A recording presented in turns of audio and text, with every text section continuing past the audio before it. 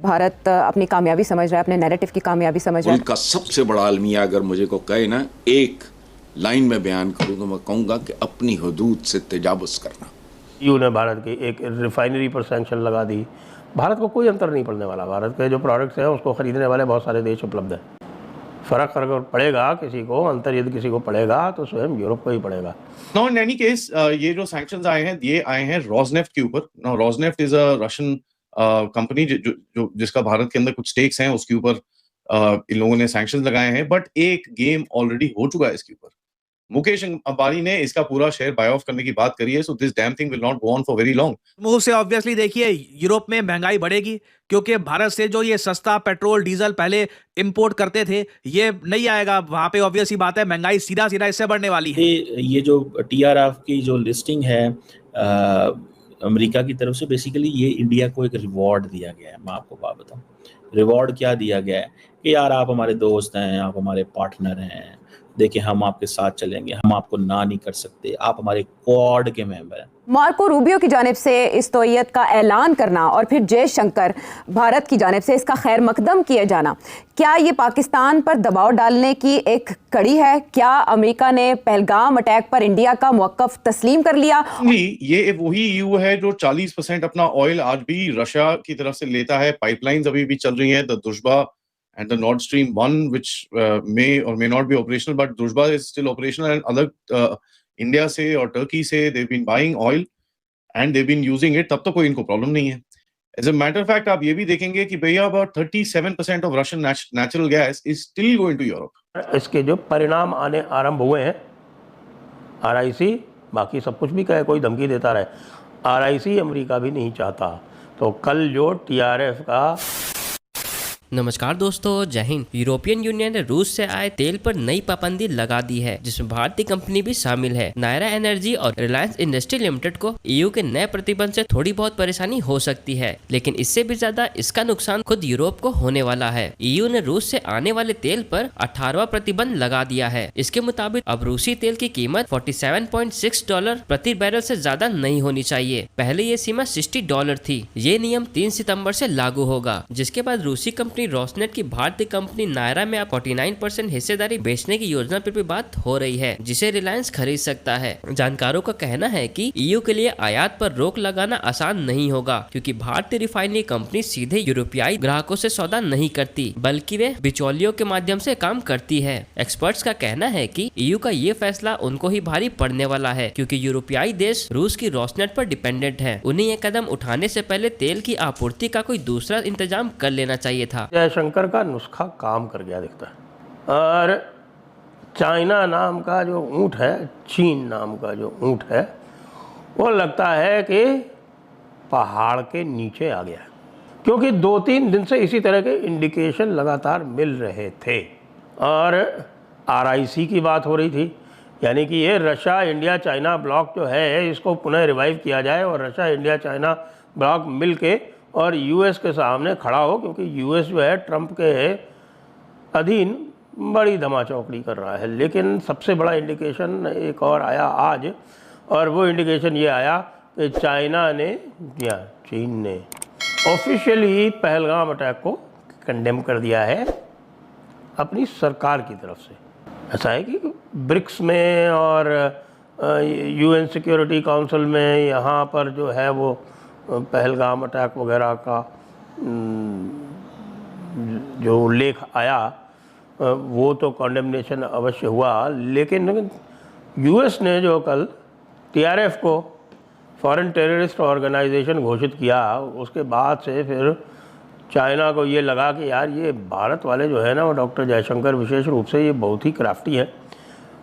एक तरफ तो हम फॉर्मली कंडेम भी नहीं कर रहे, कंडेम करने की बात हो रही है, मतलब हम शहबाज शरीफ नहीं है जो कंडोम करे, नहीं कंडोम नहीं, कंडेम। उसके पहले भी ये समाचार आ रहा था कि चाइना जो है वो चाहता है कि भारत के साथ रिश्ते नॉर्मल हो और RIC ब्लॉक जो है वो फिर से बने। RIC block Russia India China, ये RIC ब्लॉक यानी विद इन ब्रिक्स ये RIC ब्लॉक अलग से बने। क्योंकि पुतिन को तो आप, ट्रंप को तो आप जानते हैं, ट्रंप ने फिर धमकी दे दी कि साहब अगर 50 दिन में अगर रशिया ने यूक्रेन के साथ में समझौता नहीं किया तो हम 500% या 100% सैंक्शंस लगा देंगे जो भी लोग रशिया से तेल खरीदते हैं। जी हाँ, तो साथ में उनके हिंट लेके EU जो है वो चालू हो गई है। EU ने भारत की एक रिफाइनरी पर सैंक्शन लगा दी। भारत को कोई अंतर नहीं पड़ने वाला, भारत के जो प्रोडक्ट्स हैं उसको ख़रीदने वाले बहुत सारे देश उपलब्ध हैं। फ़र्क अगर पड़ेगा किसी को, अंतर यदि किसी को पड़ेगा तो स्वयं यूरोप को ही पड़ेगा। भारत के पेट्रोलियम प्रोडक्ट तो हाई सीज पे बिक जाएंगे, कोई प्रॉब्लम नहीं होती है। एक होता है हाई सी सेल। हाई सी सेल का मतलब होता है कि कहीं किसी पोर्ट पे नहीं जाते हैं, वो सौदा जो है वो बीच समुद्र में हो जाता है, और बीच समुद्र में जो वो चार्टर होता है जो तेल लेके आ रहा होता है वो बीच समुद्र में एक पार्टी से बदल के दूसरी पार्टी को जाता है, और वही क्रू जो है उसको थर्ड डेस्टिनेशन पे पहुंचा देता है।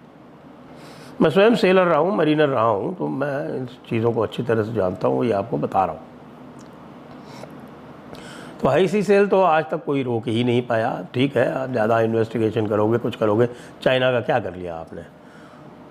तो ईरान के ऊपर जो सैंक्शंस लगाई, चाइना ने परवाह की क्या? नहीं की। चाइना से ये भी बात हुई कि ये जो सप्लाई चेन्स के इशू हैं ये बीच में मत लाओ आप। चाइना को समझ में आ रहा, क्योंकि शी जिनपिंग जो है वो लगातार कमज़ोर होते जा रहे हैं, और शी जिनपिंग ने जो कार्यक्रम आरंभ किए थे वो उस पर रीथिंकिंग हो रही है, क्योंकि शी जिनपिंग की पॉलिसी से चाइना की अर्थव्यवस्था को बहुत बड़ा नुकसान पहुंचा है, और चाइना की जो पावर प्रोजेक्शन है वो बहुत कमज़ोर हुई है। भारत के साथ जो उन्होंने असमय युद्ध करने का प्रयास किया और उसमें उनको जब मुँह की खानी पड़ी तो उनकी जो प्रतिष्ठा है वो भी धूल में मिल गई। और इस बातचीत से और इसके जो परिणाम आने आरंभ हुए हैं, RIC बाकी सब कुछ भी कहे, कोई धमकी देता रहे, RIC अमेरिका भी नहीं चाहता। तो कल जो TRF का डेजिग्नेशन हुआ है फॉरेन टेररिस्ट ऑर्गेनाइजेशन, तो उसको भी इसी रूप में देखिए। ये भारत की फॉरेन पॉलिसी की एक बहुत बड़ी विजय मानिए। ये पाकिस्तान क्या करता है? पाकिस्तान इसका उल्टा काम करता है। पाकिस्तान कहता है कि हम पैसे दो, हम तुम्हारे साथ। उनसे कहता है पैसे दो, हम तुम्हारे साथ। पैसे दो, हम उनका भेद तुमको बता देंगे। यानी CPEC में चाइना के जो भी भेद थे वो इमरान खान ने US को बता दिए। चीन की इस हरकत से पाकिस्तान को बहुत धक्का पहुंचा है, क्योंकि मीटिंग में जो दार साहब गए हुए थे, इशाक दार साहब डिप्टी PM, उनको भाव नहीं मिला, कतई भाव नहीं मिला उनको। बल्कि डॉक्टर जयशंकर ने तो उनकी तरफ देखा ही नहीं, और देखा भी हो अगर तो दुआ सलाम नहीं की उनसे। इसके ऊपर गवर्नमेंट ऑफ इंडिया का तो ऑलरेडी जवाब आ गया कि भाई साहब हमारी जो एनर्जी सिक्योरिटी है वो हमारी रिस्पॉन्सिबिलिटी है, and we will not listen. हमको कोई फर्क नहीं पड़ता आपके जो सैंक्शंस हैं, we will do what we need to do. But interestingly ये वही EU है जो 40% अपना ऑयल आज भी रशिया की तरफ से लेता है। पाइपलाइंस अभी भी चल रही हैं, the दुश्बा and the Nord Stream 1, which may or may not be operational, but Druzhba is still operational, and other India से और Turkey से they've been buying oil and they've been using it, तब तो कोई इनको प्रॉब्लम नहीं है। As a matter of fact, आप ये भी देखेंगे कि भैया about 37% of Russian natural gas is still going to Europe. तो ये वही यूरोप है। Now in any case, ये जो sanctions आए हैं, ये आए हैं Rosneft के ऊपर। Now Rosneft is a Russian company जो जिसका भारत के अंदर कुछ स्टेक्स हैं, उसके ऊपर इन लोगों ने सैंक्शंस लगाए हैं। बट एक गेम ऑलरेडी हो चुका है इसके ऊपर। मुकेश अंबानी ने इसका पूरा शेयर बाय ऑफ करने की बात करी है। So this damn thing will not go on for very long. हमको जो करना है हम करेंगे, and we will figure this out. Obviously rupee rouble trades के अंदर थोड़ा बहुत ये लोग अड़चन डालने की कोशिश करेंगे, और इसके बारे में ट्रंप ने भी काफी बारी बोला है। So you will find some amount of they will try and do some तिगड़म, but this will be very interesting कि आपके अपने सेटअप बने। और इसके ऊपर आपने ऑलरेडी ब्रिक्स समिट में बड़ी क्लियरली बात करी है कि we need to have this without western interference. India की तरफ से जो पब्लिक प्राइवेट इंटरेस्ट को मर्ज किया जा रहा है with whenever there is a strategic requirement, आप देख रहे हैं एक ना एक कॉर्पोरेट आके बीच में, one of these big corporate houses comes in, actually puts his own money and gets the game going उस टाइम पे, and we've seen that happening multiple time। Reliance ने काफी बारी करा है, अडानी ने काफी बारी करा है।